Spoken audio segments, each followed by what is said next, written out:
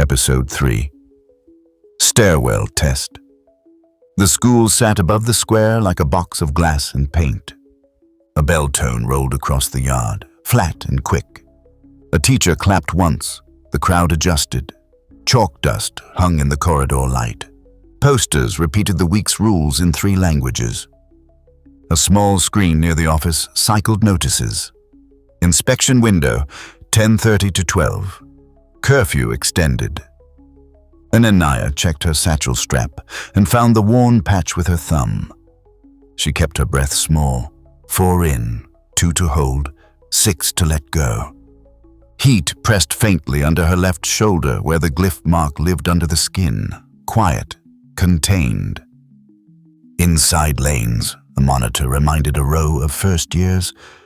Someone jogged anyway and got a glare that turned his run into a walk.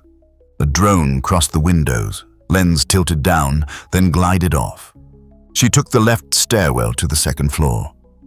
Rail paint was worn smooth by years of hands. Shoes thudded. A ball bounced once in the courtyard and stopped at a shout.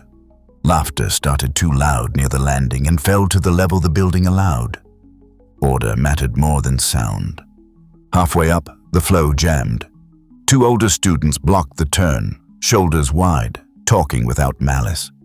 A third tried to slip past, clipped an elbow, and dropped a folder. Papers scattered, some sliding toward the stair edge. The stairwell filled with the low murmur people make when the problem is not theirs, but public. A security aide at the bottom looked up from his tablet but didn't move. His job was to note, not fix. A freestanding scanner at the landing leaned away from the wall. Its cone spread across the narrowest part of the turn. Students bent around it, squeezing the jam tighter. "Hold," Nnennaya instructed, voice sized for the space. She stepped to the wall and crouched, pressing one sheet flat with her palm before it slid further. "Inside rail. Make lane." The boy with the folder crouched fast, cheeks hot. "Sorry," he muttered. "Hand under. Edge first," she responded, passing him the top sheet. The 2 blockers hesitated. "Hinge side moves," she said, pointing to the one nearest the rail. He understood and pivoted tight. His friend followed. Space opened by a hand width. Enough. The scanner cone hummed, its light sweeping bags and knees. A girl dragged her pack back quickly. The cone widened another fraction. The landing shrank further. Nnennaya set her foot against the scanner's base and pressed it flush to the wall. The unit slid back into its bracket, sweep narrowing to its proper line. Flow resumed. Bodies thinned to single file, then widened after the turn. A girl with a cart waited, then rolled through clean. The scanner blinked twice, its rhythm brushing her breath cycle. Inhale, hold, exhale. The mark under her shoulder pushed forward, eager to answer. She shrank her breath half a size, kept her elbows loose, and let the push sink back under skin. The scanner lights hesitated a fraction too long before settling. The aide frowned at his tablet. Its display lagged by half a beat. He looked up at her, then down again, unsure what he'd noticed.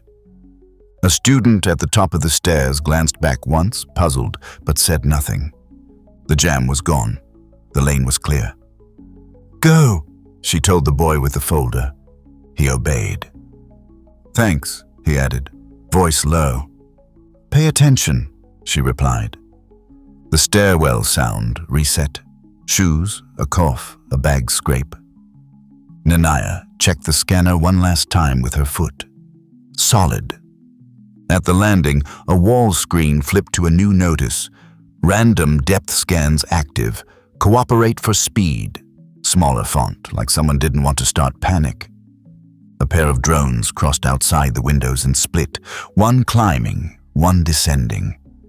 She kept to the corridor's window side, where reflections warned of cones and bodies before they met her.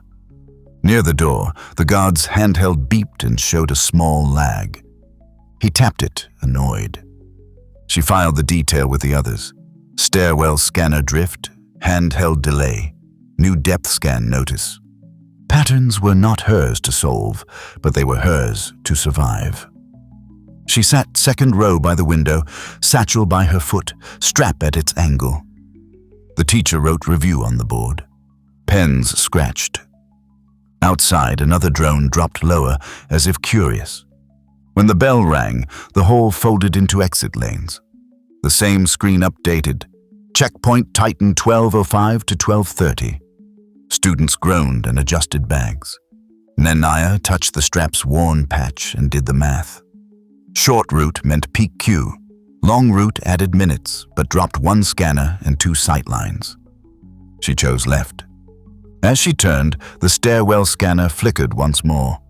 The mark under her shoulder pressed, eager, but she steadied her breath and walked past without pause. The aide shifted as if to speak, then stopped. Ledger. Stillness in a crowd holds the lane.